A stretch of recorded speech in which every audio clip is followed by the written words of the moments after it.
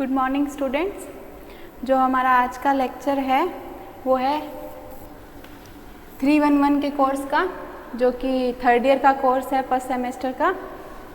Entrepreneurship development and business communication आपके course का title है। और जो आज का हमारा टॉपिक है वो है स्वॉट एनालिसिस क्या होता है। कल की क्लास में हमने बेसिक पढ़ा था, एंटरप्रेन्योर क्या होता है, एंटरप्रेन्योरशिप क्या होती है, किसी एंटरप्राइज क्या होता है, इन तीनों में आपस में डिफरेंस क्या होता है, इसके बारे में देखा था। फिर हमने इनकी जो कंसेप्ट है बेसिक उसके बारे में, और जो इसकी कैरेक्टरिस्टिक्स होती है किसी भी एंटरप्रेन्योर की, कोई भी जो नया उद्यमी बनना चाहता है उसमें क्या क्या विशेषताएँ होनी चाहिए, इन सब के बारे में हमने कल डिस्कशन किया था। आज की क्लास में हम क्या पढ़ेंगे कि स्वॉट एनालिसिस क्या होता है।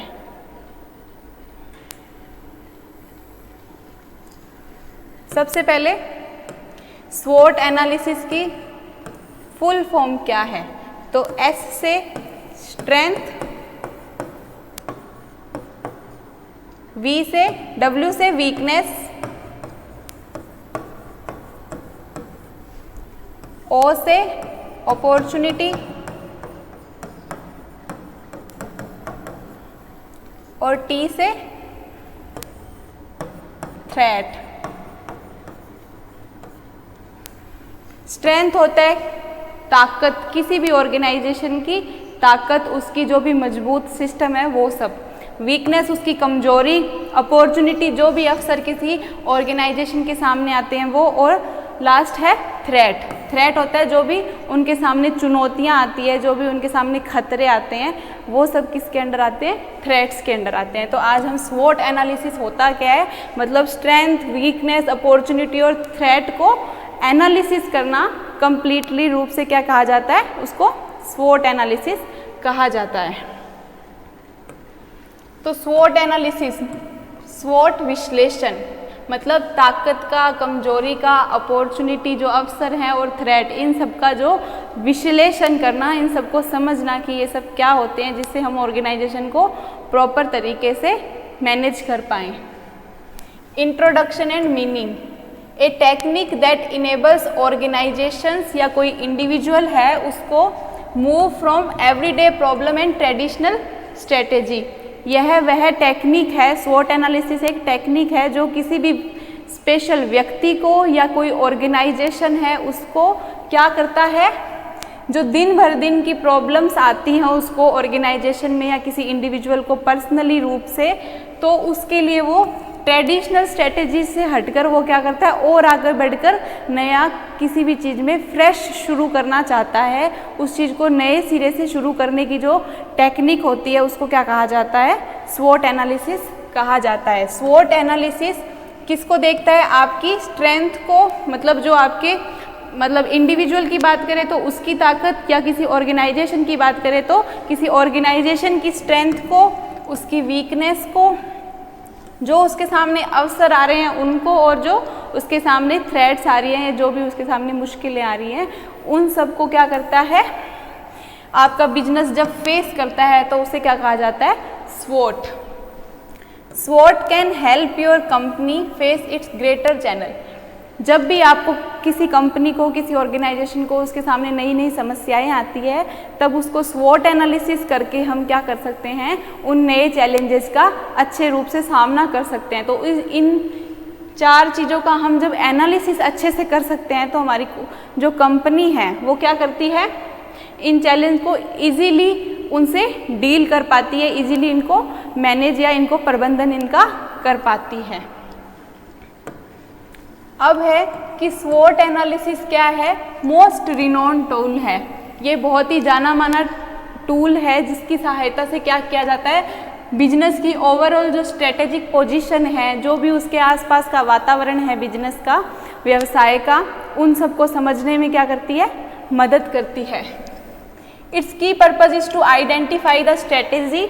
इसका पर्पज़ क्या है, नई नई जो भी नीतियाँ हैं उनको समझना, ताकि जो नया बिजनेस मॉडल है, बिजनेस का जो स्पेसिफिक मॉडल होता है उसको हम फर्म में क्या कर पाएँ, इंट्रोड्यूस कर पाएँ।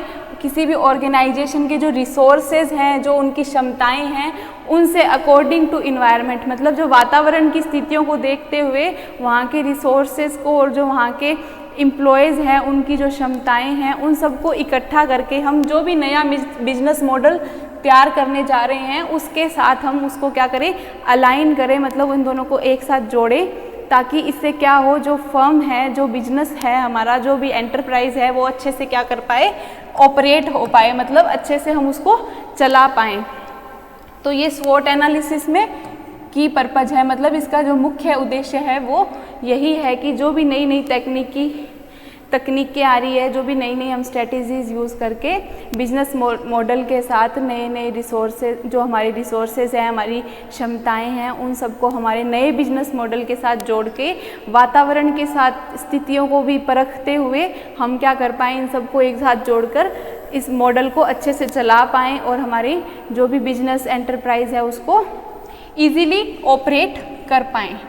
Analysis of external and internal environment together, मतलब जो स्वॉट है इसमें से जो स्ट्रेंथ और वीकनेस है ये दोनों क्या है, इंटरनल है, मतलब आंतरिक, और जो अपॉर्चुनिटी और थ्रेट है वो क्या है, एक्सटर्नल इन्वायरमेंट है।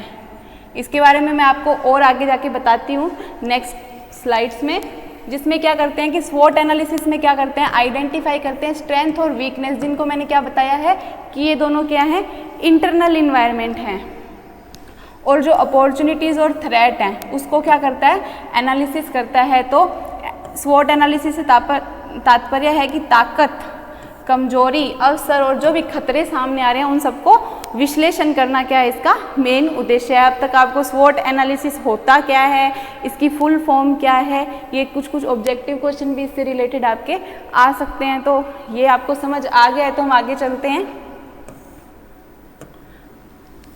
स्वॉट analysis is a tool used by organization for its planning, मतलब उनको अपने फ्यूचर को जब वो प्लान करते हैं तो हर बार उनको क्या करना पड़ता है, स्वॉट एनालिसिस करना बहुत ज़रूरी है, ताकि अपने जो भी फ्यूचर में सामने आने वाले खतरे हैं, उनकी जो भी स्ट्रेंथ है, अपॉर्चुनिटीज़ है, उनको इजीली वो देख पाएँ और उसके अकॉर्डिंग काम कर पाएँ। अब है कि स्वॉट, ये इसको हिंदी में बताया गया है कि स्वॉट एनालिसिस एक उपकरण है जिसका इस्तेमाल अक्सर संगठन अपने भविष्य की, कोई भी जो ऑर्गेनाइजेशन है अपने भविष्य की क्या करने के लिए करता है, योजना बनाने के लिए इसका प्रयोग करता है। This tool can be explain in simplified manner, जो कि अभी मैंने आपको बताया था कि ये दोनों इंटरनल हैं और ये दोनों क्या हैं, एक्सटर्नल हैं।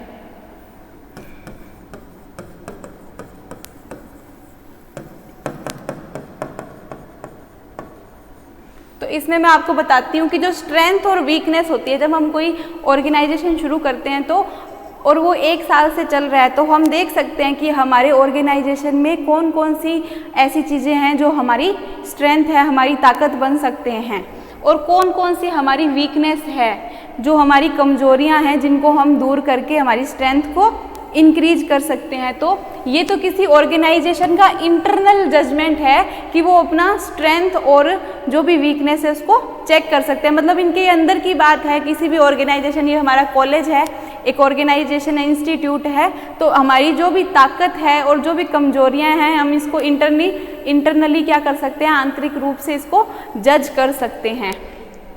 जो अपॉर्चुनिटीज़ और थ्रेट होती हैं वो एक्सटर्नल फैक्टर है, क्योंकि वो बाहर से हमारे सामने आती है। अब कोई नई स्कीम आ रही है, इंस्टीट्यूशन से रिलेटेड कोई स्कॉलरशिप की स्कीम आ रही है, तो ये हमारे सामने क्या है, अपॉर्चुनिटीज़ है कि हमारे कॉलेज के बच्चों को ज़्यादा से ज़्यादा स्कॉलरशिप मिले, हमारे कॉलेज के बच्चे उस एग्ज़ाम में पास करें ताकि उनको ये अपॉर्चुनिटी मिले। तो ये बाहर से गवर्नमेंट के द्वारा या किसी भी कंपनी के द्वारा अगर यहाँ पे कोई चांस मिलता है तो उस अवसर को प्राप्त करना, वो जो बाहर से आ रहा अवसर है हमारे पास, जो भी अपॉर्चुनिटीज़ हमारे पास आ रही है उसको उसी टाइम पकड़ लेना, उसको इस्तेमाल करना क्या है, अपॉर्चुनिटीज़ का फ़ायदा उठाना, तो ये क्या है, एक्सटर्नल है। और थ्रेट भी जो है बाहर से ही आती है। आपके साथ ही कोई इंस्टीट्यूट है, वो उसका जो है मतलब परफॉर्मेंस थोड़ी अच्छी है तो वो हमारे वाले को थोड़ा ढक देगा, मतलब हमारे वाले की इम्पोर्टेंस थोड़ी कम हो जाएगी कॉलेज की, या कोई ऑर्गेनाइजेशन की बात करें तो उसकी। तो जब थ्रेट जो है किसी सामने वाले की तरफ से आती है, बाहर से जितने भी चैलेंजेस आते हैं, अगर 4 कॉलेज का कंपटीशन चल रहा है कि इस बार किसका रिजल्ट सबसे अच्छा रहेगा, तो वो क्या है, आपस में जो उनका कंपटीशन है वो उनके लिए क्या है, थ्रेट है, खतरा है। सबको आगे बढ़ने की इच्छा होती है, सबको वो अवसर प्राप्त करने की इच्छा होती है। तो जो अवसर हैं और जो सामने आने वाले जितने भी थ्रेट्स हैं वो सब क्या हैं, एक्सटर्नल है, वो इन्वायरमेंट से आते हैं। ये ऑर्गेनाइजेशन के खुद के होते हैं, और ये दोनों एक्सटर्नल फैक्टर बाहर इन्वायरमेंट से हमारे सामने जो भी चैलेंजेस है या जो भी अपॉर्चुनिटीज़ है वो इन्वायरमेंट से आती है। अब है एम ऑफ स्वॉट एनालिसिस। स्वॉट एनालिसिस का एम क्या क्या है, कौन कौन से इसके मेन उद्देश्य हैं जो कि स्वॉट एनालिसिस करना ज़रूरी हो जाता है। To help decision makers share their company and compare ideas, मतलब जो भी डिसीजन मेकर्स हैं, मतलब जो डिसीजन लेते हैं, अथॉरिटी है जो डिसीजन लेती है किसी ऑर्गेनाइजेशन में, उनको क्या करता है, हेल्प करता है कि वो अपने आइडियाज़ को शेयर कर पाएँ और दूसरों के आइडियाज़ से उनको अच्छे से कंपेयर कर पाएँ, तुलना कर पाएँ उनसे कि हम कहाँ पीछे रह रहे हैं। Bring a clear common purpose, इससे हम क्या कर सकते हैं, क्लियर हमारा पर्पज जो है सेट कर सकते हैं, हमारी स्ट्रेंथ देख के, वीकनेस देख के, अपॉर्चुनिटीज़ जो आ रही हैं उनको परख कर, और जो भी थ्रेट्स हैं उनका सामना करने के लिए हम कितने तैयार हैं, हमारा क्या क्या उद्देश्य है, ऑब्जेक्टिव सेट करने चाहिए हमें इन सबको सही करने के लिए। तो वो हमें कॉमन पर्पज को क्लियर करती है ताकि हम उसको समझ के, जो भी फैक्टर्स आ रहे हैं सामने उनको समझ के हम सक्सेस कर पाएँ, हम सफल हो पाएँ। अब है ये ऑर्गेनाइज करती है इम्पोर्टेंट फैक्टर्स, और इससे क्या होता है, बिजनेस की सक्सेस और फेलर को क्या करती है, इम्प्रूव करने की कोशिश करती है। टू हेल्प इंडिविजुअल या फिर ऑर्गेनाइजेशन, ताकि वो अपनी स्ट्रेंथ और वीकनेस को समझ पाए। कोई पर्टिकुलर इंडिविजुअल को अपनी स्ट्रेंथ और वीकनेस समझनी है, या उसके सामने जो अपॉर्चुनिटीज़ आ रही हैं या थ्रेट्स आ रही है उसको समझनी है। अगर स्टूडेंट अगर एक इंडिविजुअल है तो उसकी स्ट्रेंथ क्या है, वो कौन कौन से सब्जेक्ट्स में इंटेलिजेंट है, उसकी वीकनेस क्या है कि कोई 2 पर्टिकुलर सब्जेक्ट उसके समझ में नहीं आ रहे हैं, तो वो उसकी वीकनेस हो गई। अब कोई अपॉर्चुनिटी उसके सामने आ रही है, जैसे कि उस पर्टिकुलर रिलेटेड सब्जेक्ट से उसको कोई ट्यूशन मिल रही है, 10th में बच्चा पढ़ रहा है, तो वो अपॉर्चुनिटीज़ को क्या करेगा, ग्रैब करेगा। कोई जो टीचर है बहुत अच्छा पढ़ाता है तो उसको वो अवसर मिल रहा है तो वो उसको क्या करेगा, प्राप्त करने की कोशिश करेगा, और थ्रेट जो भी उसके सामने आएंगी उनको वो हटाता जाएगा। तो ये क्या हो गया, स्ट्रेंथ और वीकनेस को किसी भी इंडिविजुअल या ऑर्गेनाइजेशन की समझने की क्या करता है, क्षमता देता है, उसमें हेल्प करता है। इट प्रमोट्स स्ट्रेटेजिक थिंकिंग, जो भी है नई नई नीतियाँ बनानी होती है उनसे रिलेटेड हमें सोचने की ये एक प्लानिंग देता है।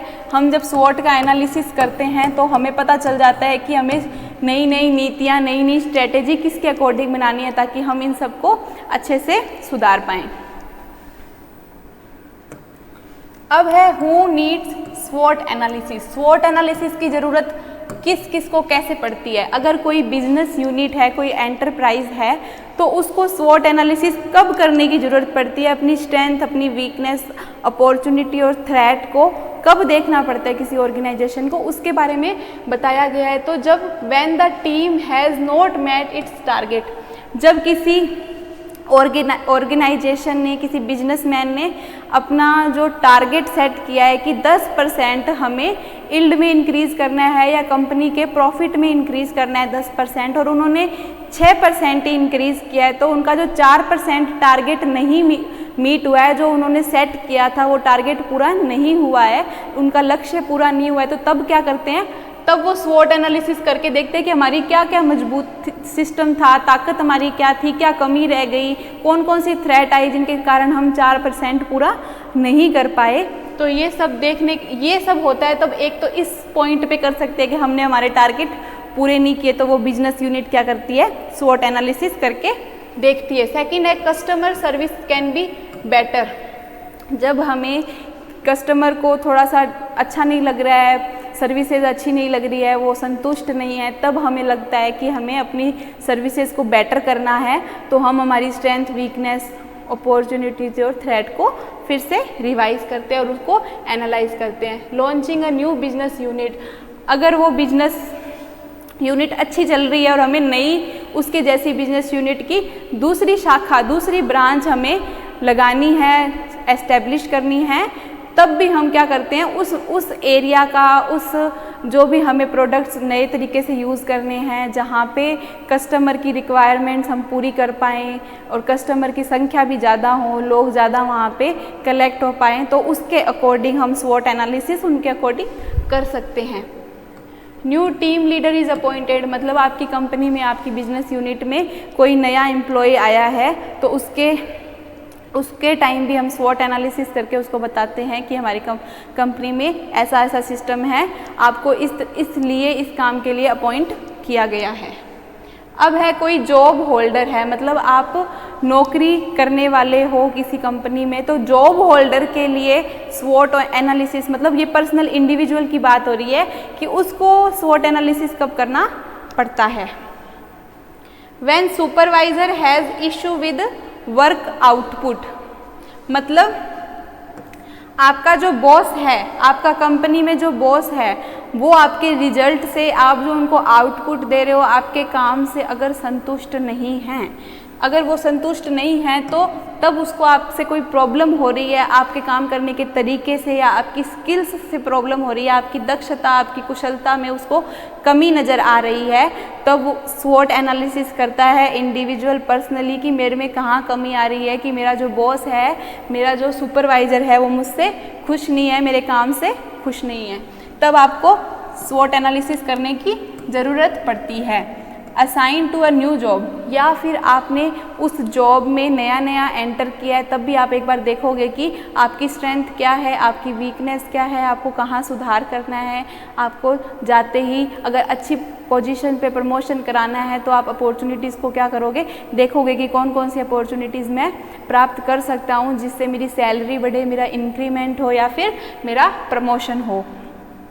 नया फाइनेंशियल ईयर आ गया, नए नए टारगेट सेट किए बॉस ने, आपके सुपरवाइज़र ने, तब भी आपको एनालिसिस करना पड़ेगा। फाइनेंशियल ईयर एक साल बाद जब चेंज होता है, तब आपको देखना पड़ेगा कि कौन कौन सी कमियां जो रह गई है, हमें नए कौन से टारगेट दिए गए हैं जिसके अकॉर्डिंग हमें काम करना है।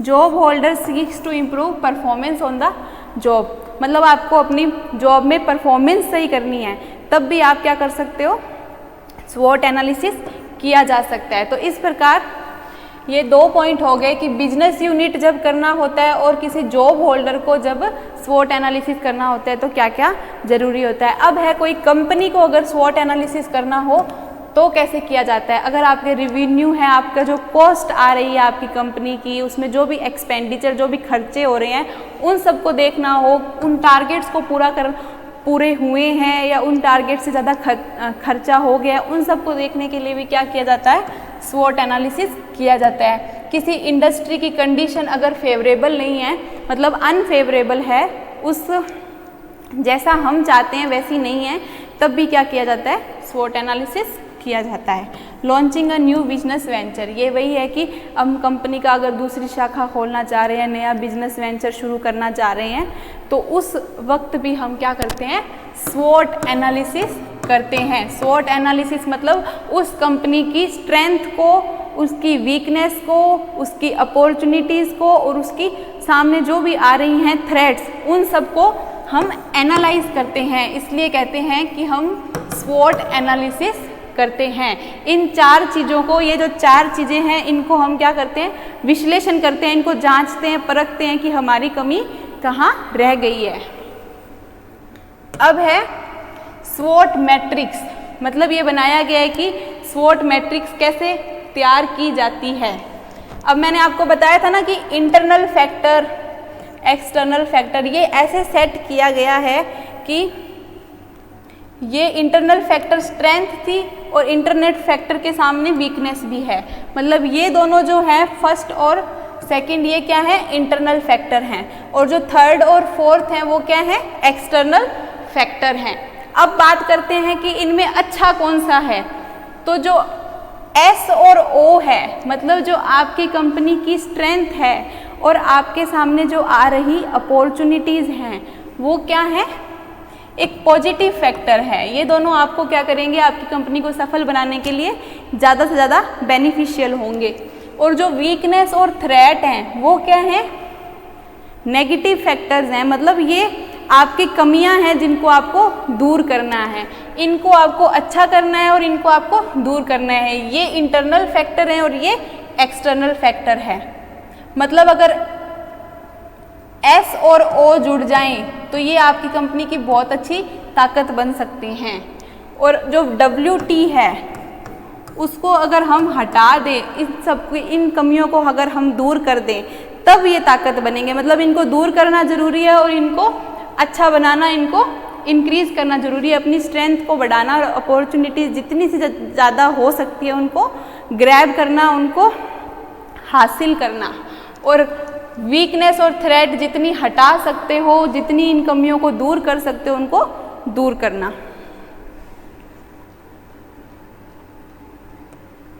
इनमें यही है कि स्ट्रेंथ कौन कौन सी हो सकती है। तो हम बात करते हैं जो टेक्नोलॉजिकल स्किल है, मतलब जो भी आपकी कंपनी में नई टेक्नोलॉजी यूज़ की गई है उसमें अगर सबके पास स्किल है तो वो आपकी ताकत है। अगर आपके 10 एम्प्लॉयज़ हैं कंपनी में और उन सब के पास उस टेक्नोलॉजी से रिलेटेड दक्षता है, उस तकनीक से रिलेटेड आपको सारे काम आते हैं, तो वो आपकी क्या है, स्ट्रेंथ है। लीडिंग ब्रांड्स, जो भी बड़ी बड़ी ब्रांड्स आप यूज़ कर रहे हो तो वो भी आपके पास है, तो वो भी आपकी कंपनी की ताकत है। डिस्ट्रीब्यूशन चैनल आपका अच्छा है, जो भी कस्टमर को आप वितरण करने की जो चैनल है, जो माध्यम है, अगर वो सुधरा हुआ है तो वो आपकी स्ट्रेंथ है। कस्टमर लॉयल्टी, मतलब कस्टमर्स के साथ आपकी रिलेशनशिप बहुत अच्छी है, उनके साथ संबंध अच्छा है, वो आप पर विश्वास करते हैं, ट्रस्ट करते हैं, तो ये भी आपकी कंपनी की क्या है, स्ट्रेंथ है। इससे आपकी इनकम इंक्रीज होगी। प्रोडक्शन क्वालिटी, जो भी आप प्रोड्यूस उनको प्रोवाइड कर रहे हो, जो भी मटेरियल उनको प्रोवाइड कर रहे हो, वो उसकी क्वालिटी बहुत अच्छी है अगर, तो वो आपकी क्या है, ताकत है, आपकी स्ट्रेंथ है। स्केल, किस स्केल पर, किस स्तर पर आपका उत्पादन हो रहा है। अगर बड़े स्तर पर उत्पादन हो रहा है और उतनी ही उसकी जो है बिक्री हो रही है तो आपकी ये क्या है, स्ट्रेंथ है।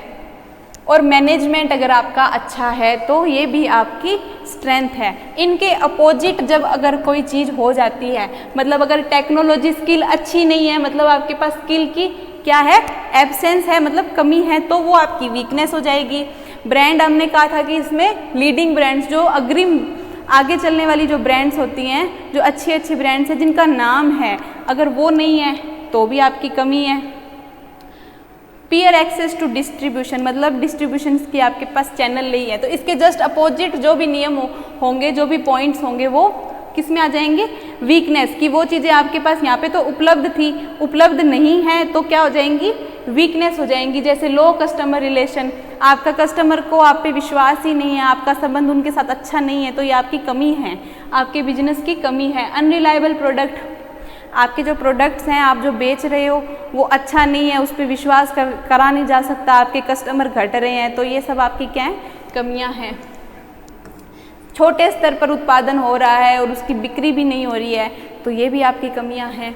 मैनेजमेंट ही अच्छा नहीं कर पा रहे हो, तो ये भी आपकी कमियां हैं। तो ये 2 हो गए कि स्ट्रेंथ जो था वो सब, उसका अपोजिट जो है वो क्या है, वीकनेस है। अब है अपॉर्चुनिटीज़ कौन कौन सी सामने आती हैं, उसके जस्ट जो अपोजिट होगा वो क्या होगा, थ्रेट भी बन जाती है। जो आपकी अपॉर्चुनिटीज़ है उनको जब अगर आप नहीं हासिल कर पाते हो, उनको नहीं ले पाते हो, तो वो क्या बन जाती है, थ्रेट बन जाती है, खतरा बन जाती है। वो अपॉर्चुनिटी कोई और बिजनेस यूनिट ले लेती है और वो आगे बढ़ जाती है, आप पीछे रह जाते हो, तो वो आपके लिए क्या बन जाती है, खतरा बन जाती है। सबसे पहले चेंजिंग कस्टमर टेस्ट। मार्केट में अगर लोगों के खान पान का तरीका या फिर उनके रहन सहन का, कपड़े पहनने का तरीका बदल रहा है और आप पुरानी ही चीज़ें बेच रहे हो, लोगों का टेस्ट बदल गया है, तो फिर आपकी क्या होगी, आपके लिए वो क्या बन जाएंगी, थ्रेट बन जाएगी। पर अगर आपने उस टेस्ट के अकॉर्डिंग उस अपॉर्चुनिटी को देख लिया कि लोग इस तरीके के कपड़े पहन रहे हैं, इस तरीके का खाना पीना उन्हें पसंद है, और उसके अकॉर्डिंग आप कोई नया रेस्टोरेंट खोलते हो या ऐसी कोई शॉप खोलते हो जिसमें नए नए ब्रांड के कपड़े मिलते हैं, तो वो आपके लिए क्या बन जाएगी, मतलब उनके टेस्ट के अकॉर्डिंग आपने कोई चीज़ अगर की, उस अपॉर्चुनिटीज़ को देख के आपने समझा कि लोगों की ये पसंद है, उसके अकॉर्डिंग आपने काम किया, उनके बदलते स्वाद के अनुसार, उनके बदलते टेस्ट के अनुसार अगर आप चीज़ें बदलते हो, साथ साथ में उनके साथ चलते हो, तो आपके लिए वो क्या बन जाती है, अपॉर्चुनिटी, आपके लिए वो अवसर बन जाता है। लिबरलाइजेशन ऑफ जियोग्राफिक मार्केट, मतलब आपको बाहर चीज़ें बेचने की भी आज़ादी हो, गवर्नमेंट का इतना प्रेशर ना हो, तो आपके लिए अपॉर्चुनिटी है। यहाँ पे हो जाएगा क्लोजिंग ऑफ जियोग्राफिक मार्केट, मतलब आपको इतनी आज़ादी नहीं मिलेगी, गवर्नमेंट का प्रेशर होगा, तो वो आपके लिए थ्रेट है। टेक्नोलॉजी एडवांस है तो आपके पास वो अपॉर्चुनिटी है कि एडवांस टेक्नोलॉजी आ रही है, तो ये आपके लिए अपॉर्चुनिटी हो जाएगी। टेक्नोलॉजी एडवांस आपके लिए कमी कब हो जाएगी, जब उस टेक्नोलॉजी तो आगे बढ़ गई, टेक्नोलॉजी नई नई आ गई पर आपने नहीं उसको यूज किया, तो ये आपके लिए क्या हो जाएगा, खतरा हो जाएगा। अब है changes in government policy, government की पॉलिसी में जो भी चेंजेस आते हैं वो हो जाएंगे। लोअर पर्सनल टैक्स, अगर कम टैक्स भर रहे हो तो सही है, टैक्स बढ़ गया है तो आपके लिए खतरा है बिजनेस के लिए। पॉपुलेशन की एज स्ट्रक्चर के अनुसार या डिस्ट्रीब्यूशन चैनल्स नई नई आ रही हैं मार्केट में, जिनसे आसानी से काम किया जा सकता है वितरण का, लोगों तक पहुंचाने का। अगर आपने वो अपॉर्चुनिटीज़ ले ली है, आपने उसको समझ लिया है कि ये हमारे लिए अच्छा है, तो आपके लिए अपॉर्चुनिटी है, और आपने नई डिस्ट्रीब्यूशन चैनल नहीं समझी है तो वो आपके लिए थ्रेट है। अब है यही कुछ एग्जाम्पल्स हैं कि स्ट्रेंथ कौन कौन सी हो सकती है किसी ऑर्गेनाइजेशन की, वीकनेस क्या हो सकती है, उनके बारे में। तो स्ट्रेंथ हो सकती है अवेलेबिलिटी ऑफ नेसेसरी इंफ्रास्ट्रक्चर, जैसा आपका ऑर्गेनाइजेशन का बुनियादी ढांचा होना चाहिए, मतलब ऑर्गेनाइजेशन का स्ट्रक्चर होना चाहिए, अगर वैसा स्ट्रक्चर है तो क्या है, वो आपकी स्ट्रेंथ है। सेकंड, एडिक्वेट प्रोडक्शन कैपेसिटी, आपको जितना उत्पादन करना चाहिए, आपकी कैपेसिटी उतना उत्पादन करने की है, उतनी आपकी उत्पादन क्षमता है, तो वो आपकी स्ट्रेंथ है। स्किल्ड मैन पावर, जितने भी आपने एम्प्लॉयज़ रख रखे हैं वो सभी स्किल्ड हैं, उनमें दक्षता है, उनमें कुशलता है काम करने की, एफिशिएंसी उनकी अच्छी है, तो वो आपके लिए क्या है, बेनिफिशियल है और आपकी स्ट्रेंथ है। गुड मैन्युफैक्चरिंग प्रैक्टिसेस, आपने जो कोई प्रोडक्ट उत्पादन करना है उसकी मैन्युफैक्चरिंग की जो प्रैक्टिस है वो अच्छी है, क्वालिटी दे रहे हो आप, जो भी प्रोडक्ट बना रहे हो वो क्वालिटी वाला बना रहे हो, या क्वालिटी को कंट्रोल अच्छे से किया जा रहा है, जितनी उसमें क्वालिटी होनी चाहिए उसके अकॉर्डिंग काम हो रहा है, तो ये आपके लिए बेनिफिशियल है, तो ये आपकी स्ट्रेंथ हो गई। लो कॉस्ट ऑफ मैन्युफैक्चरर, जब निर्माण कर रहे हो आप किसी चीज़ का तो आपको खर्चा कम आ रहा है और आप उसको अच्छे से बेच पा रहे हो, तो कॉस्ट कम लग रही है और आपको उसका उत्पादन और उसका बेनिफिट ज़्यादा मिल रहा है, तो ये आपकी स्ट्रेंथ है।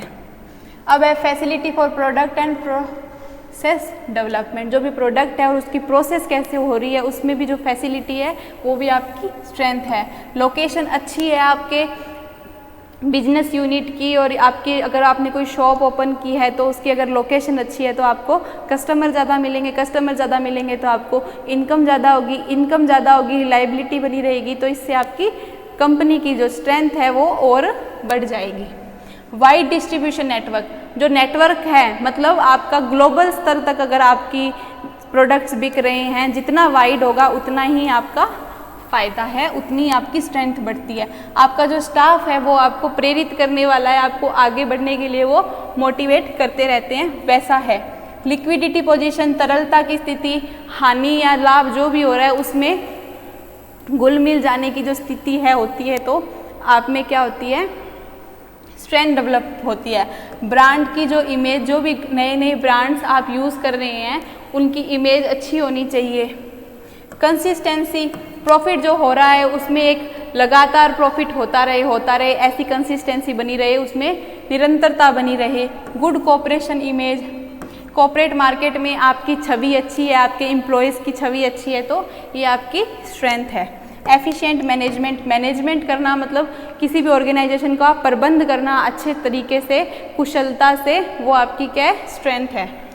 Philosophy and human resource development, मतलब आपके कंपनी में जितने भी एम्प्लॉयज़ हैं या आप खुद हैं, जो बॉस है, वो सब में अपने आप से रिसोर्स डेवलप करने की क्या होनी चाहिए, स्किल होनी चाहिए, अपने आप को बेटर बनाने की स्किल हो, लगातार उसमें कुछ ना कुछ इम्प्रूवमेंट आता रहे, ताकि human resource, human as a resource उसका डेवलप हो पाए। ह्यूमन को एज ए हम रिसोर्स यूज़ करते हैं, क्योंकि किसी भी काम को चलाने के लिए जो व्यक्ति है उसकी इंडिविजुअल की ज़रूरत पड़ती है। जब इंडिविजुअल अपनी पर्सनल स्किल्स को इम्प्रूव कर लेगा तो ऑटोमेटिकली ह्यूमन रिसोर्स डेवलपमेंट होगा। ये सब अगर हैं तो ये आपकी स्ट्रेंथ है, अगर ये सब नहीं है आपके पास तो ये क्या बन जाती हैं, आपकी वीकनेस बन जाती हैं। मतलब अब हम बात करते हैं, कुछ वीकनेस की बात करते हैं कि किसी भी ऑर्गेनाइजेशन में उसकी कमजोरियां क्या क्या हो सकती हैं। तो सबसे पहले राइजिंग कॉस्ट ऑफ ऑपरेशन, अगर आप कोई प्रोडक्ट्स बना रहे हो, मैन्युफैक्चरिंग कर रहे हो, तो उसकी कॉस्ट आपको ज़्यादा लग रही है, आपका खर्चा ज़्यादा हो रहा है, तो वो आपकी कमी हो जाएंगी। ग्रोइंग यूनियन प्रेशर, आपकी कंपनी में जो यूनियन होती है, ट्रेड करने वाली यूनियन होती है, उनका कभी कभी वो हड़ताल कर देते हैं या वो कह देते हैं सैलरी बढ़ाओ, सैलरी हमारी इंक्रीज़ करो। तो ये जो तनाव बना रहता है, इसके कारण भी कभी कभी ऑर्गेनाइजेशन को क्या होता है, नुकसान होता है। मोटिवेशन की उनमें कमी है तो उनको नुकसान होता है। कच्चे माल की अनुपलब्धता है, जो भी रॉ मटेरियल आप यूज़ करते हो प्रोडक्ट बनाने के लिए, अगर वही कम है आपके पास तो वो आपकी क्या है, कमजोरी है। स्कैरिसिटी ऑफ कैपिटल, जो आपके पास पूंजी नहीं है, मतलब अचानक से क्या आपके पास जो धन की कमी आ गई है, पूंजी आपके पास कम हो गई, आप इन्वेस्ट क्या करोगे, आपको किसी चीज़ में इन्वेस्टमेंट करना है तो उसमें आप नहीं कर पाओगे, तो ये आपकी कमजोरी बन जाती है। क्रेडिट वर्दीनेस नहीं है आप में, जो भी आपके पास जो क्रेडिट की फैसिलिटी नहीं है, लोन वगैरह लेने के लिए आपके पास इतनी क्षमता नहीं है। Problems of underutilization of capacity, आपके पास जितने भी एम्प्लॉयमेंट है वो अच्छे से काम नहीं कर पा रहे हैं, उनका यूटिलाइजेशन उस तरीके से नहीं हो पा रहा है, उनका उपयोग इस तरीके से नहीं हो पा रहा है जिस तरीके से होना चाहिए, तो ये आपकी कमजोरी बन जाती है। आउटडेटेड टेक्नोलॉजी का अगर आप यूज़ कर रहे हो, टेक्नोलॉजी इतनी एडवांस चली गई है पर आप अभी भी पुराने तरीके से चल रहे हो, तो ये भी आपकी कमजोरी है।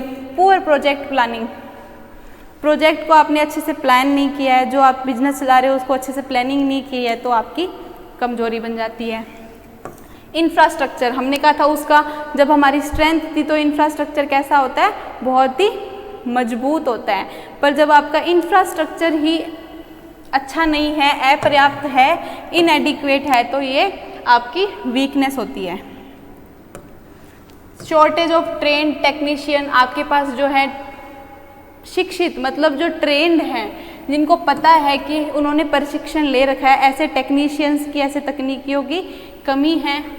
इनसफिशिएंट मैनेजरियल एक्सपर्ट, प्रबंध करने की क्षमता नहीं है आपके जो भी एम्प्लॉयज़ हैं उनमें, या अनऑर्गेनाइज नेचर ऑफ ऑपरेशन, जो भी आप ऑपरेशंस कर रहे हो प्रोडक्ट्स को बनाने का, उसमें आपने ऑर्गेनाइज सिस्टम नहीं है, अनऑर्गेनाइज्ड है, कोई भी कुछ भी कर रहा है, आपका कोई व्यवस्थित सिस्टम नहीं है, तो वो आपकी कमी है। इफेक्टिव कोऑर्डिनेशन नहीं है, 10 एम्प्लॉयज़ एक यूनिट पे काम कर रहे हैं, उनमें आपस में कोऑर्डिनेशन नहीं है, आपस में उनका संगठन नहीं है, तो वो क्या है, कमजोरी है आपकी। इनएडिक्वेट ट्रेनिंग इन स्किल, उनमें प्रशिक्षण नहीं है अच्छे से, किसी भी चीज़ की ट्रेनिंग अच्छे से नहीं कराई गई है। फीबल स्ट्रक्चर मतलब अशक्त संरचना, फीबल होता है अशक्त, मतलब आपकी जो ऑर्गेनाइजेशन है उसमें इतनी पावर नहीं है कि वो किसी चीज़ को इतने अच्छे से कर पाए, तो या फिर हम उसको कह सकते हैं पुअर ऑर्गेनाइजेशन, आपका जो संगठन है वो बहुत ही पुअर है, बहुत ही खराब संरचना है उसकी। Problem of delegation of authority, authority करने मतलब जो भी अथॉरिटी है उसको किस में प्रोवाइड करना है, किसको कौन सा काम देना है, ये सब आपका सिस्टमेटिक रूप से नहीं है। अब बात आती है कि कुछ अपॉर्चुनिटीज़ कौन कौन सी हो सकती है। ग्रोइंग पॉपुलेशन, बढ़ती जनसंख्या, कस्टमर बढ़ जाएंगे, तो ये आपकी क्या हो सकती है, अपॉर्चुनिटीज़ हो सकती है। इंक्रीज इन डिस्पोजेबल इनकम, जो भी आय में वृद्धि हो रही है वो भी आपकी क्या हो सकती है, अपॉर्चुनिटी हो सकती है। गुड मानसून, अगर मानसून आता है तो कभी कभी क्या होता है, जो टेस्ट बदल जाता है लोगों का, तो उसका फ़ायदा उठाकर आप क्या कर सकते हो, अवसर प्राप्त कर सकते हो और उसका यूज करके और उनको उसी तरह के प्रोडक्ट्स प्रोवाइड कर सकते हो। ईजी अवेलेबिलिटी ऑफ मनी, अगर आपके पास पैसे हैं उसको आपको कहाँ यूज़ करना है, तो अगर आपके पास अवेलेबिलिटी है उस चीज़ की तो आप उसको अच्छे से यूज़ कर पाओगे। अवेलेबिलिटी ऑफ अप्रोप्रिएट टेक्नोलॉजी को, टेक्नोलॉजीज आपके पास प्रोवाइड हो रखी है, नई नई टेक्नोलॉजी है तो आप उसकी अवेलेबिलिटी है तो आप उसका यूज अच्छे से कर पाओगे। गवर्नमेंट की पॉलिसी आपको फेवर कर रही है तो ये आपके लिए क्या है, नया अच्छा अवसर है। Availability of different task environment, distribution, market outlets या मीडिया, मतलब आपके पास मार्केट की पर्याप्त, बाजार में जो स्थिति है उसकी सूचना अच्छे से पर्याप्त है, बाजार में कौन सी शॉप क्या काम कर रही है उन सब का आपको डेटा पता है। मार्केट में जो डिस्ट्रीब्यूशन मतलब जो वितरण करेगी सामान का, उसकी आउटलेट्स, उसकी चैनल्स जो हैं आपके पास अच्छे रूप से पर्याप्त है तो ये आपके लिए अपॉर्चुनिटीज़ हैं। Presence of favourable cultural environment, मतलब वहाँ की सांस्कृतिक जो भी लोगों का रहन सहन का तरीका है, कला है, संस्कृति है, उन सब को आप अगर जस्टिफाई कर रहे हो तो ये आपके लिए क्या है, अपॉर्चुनिटीज़ हैं। अब है कुछ थ्रेट्स कौन कौन सी हो सकती है, तो shortage of power, water, fuel, बिजली की कमी आ गई, आपके पास बिजली, पानी, अगर ऑर्गेनाइजेशन में इन सब की कमी है तो ये आपके लिए खतरा बन सकते हैं कभी भी। रिजेक्शन ऑफ द मार्केट, अगर मार्केट में ही लोगों ने आपको स्वीकृति नहीं दिया, लोगों ने कह दिया कि इस दुकान पे सामान अच्छा नहीं मिलता है तो ये आपके लिए खतरा ही है। रिसेशन, मंदी का टाइम आ गया, कभी कभी चीज़ों की बिक्री नहीं हो रही है, सारा सामान होते हुए भी आपकी बिक्री नहीं हो रही है तो ये आपके लिए थ्रेट बन सकती है। टफ कंपटीशन है मार्केट में, अदर शॉप्स के साथ आपका कंपटीशन, आपकी जो प्रतियोगिता है वो ज़्यादा है, किसी का ज़्यादा मार्केट अच्छा चल रहा है, किसी की शॉप अच्छी चल रही है, आपकी कम अच्छी चल रही है तो ये आपके लिए थ्रेट है। पॉलिटिकल इंस्टेबिलिटी, कभी कभी राजनीतिक अस्थिरता भी आ जाती है तो उसके कारण भी जो आपकी इनकम है डिक्रीज हो सकती है। फिस्कल पॉलिसी जो है, मतलब राजकोष में ही अगर कमी आ जाती है तो इससे क्या हो जाता है, टैक्स बढ़ जाता है जिससे आपके लिए ये कभी कभी खतरा बन सकता है। टेक्नोलॉजी की, मतलब आपकी जो टेक्नोलॉजी है वो अप्रचलित है, उसका प्रचलन ही नहीं है, लोग नई नई टेक्नोलॉजी यूज़ कर रहे हैं और आप पुरानी कोई चला रहे हो तो ये आपके लिए खतरा बन सकती है। तो ये सब टाइट मनी मार्केट, मतलब मार्केट में मनी की अब कमी आ गई है, लोगों के पास पैसा नहीं है, आपके पास पैसा नहीं है, तो इस स्थिति में क्या होता है, आपका मार्केट अच्छे से नहीं हो पाता है।